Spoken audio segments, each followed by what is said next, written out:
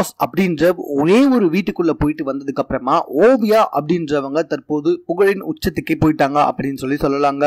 அதுக்கு முன்னாடி தமிழ்ல 2-3 படங்கள் மட்டும் நடிச்சிட்டு இருந்தவங்க அதுக்கப்புறமா ஒட்டுமொத்த தமிழர்களிடையும் பயங்கரமான ஃபேமஸ் ஆயிட்டாங்க. பின்பு இவங்களை தேடி ஏகப்பட்ட வாய்ப்புகள் வந்துச்சு. ஆனா இவங்க படத்துல நடிக்க வைக்கிறதே பயங்கரமான பாடா இருந்து வந்துட்டு இருக்கு அப்படின்னு இவங்க கூட வேலை செஞ்சவங்க எல்லாம் புலம்பி வந்துட்டு இருக்காங்க. அவங்க நினைச்ச நேரத்துக்கு தான் வராங்க, நினைச்ச நேரத்துக்கு போறாங்க, ரொம்பவே அடாவடியா இருக்காங்க அப்படின்னு இவங்க கூட ஒர்க் பண்ண எல்லாமே வந்துட்டு பேசி வந்துட்டு இருக்காங்க. இது எல்லாத்துக்கும் மேல 90ml அப்படின்ற ஒரு படம் வந்துச்சு. இந்த படத்துக்கு ஏகப்பட்ட நெகட்டிவான கமெண்ட் வந்துச்சு. இப்படி ஒரு படம் தேவையா அப்படின்ற மாதிரி பேச ஆரம்பிச்சிட்டாங்க. பெண்ணியம் பேசுறேன் அப்படின்னு சொல்லிட்டு பெண்ணினத்தையே வந்துட்டு கேவலப்படுத்திருக்காங்க அப்படின்ற மாதிரி இந்த படத்தை பார்த்த பல பெண்களே வந்துட்டு தெரிவித்து வந்துட்டு இருக்காங்க.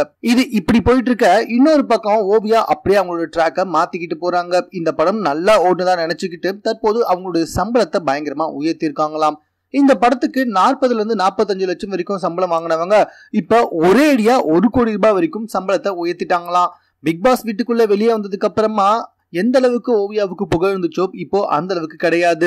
அதனால இவங்களுக்கு இவ்வளவு சம்பளம் கொடுக்கணுமா அப்படின்னு சொல்லிட்டு எல்லா இயக்குநர்களும் வந்துட்டு யோசிச்சு வந்துட்டு இருக்காங்களாம். காஞ்சனா 3ல வந்துட்டு தற்போது இவங்க நடிச்சு வந்துட்டு இருக்காங்க ராகவா லாரன்ஸ் கூட. அதுக்கப்புறமா களவாணி 2 படத்திலயும் வந்துட்டு இவங்க நடிச்சு வந்துட்டு இருக்காங்க.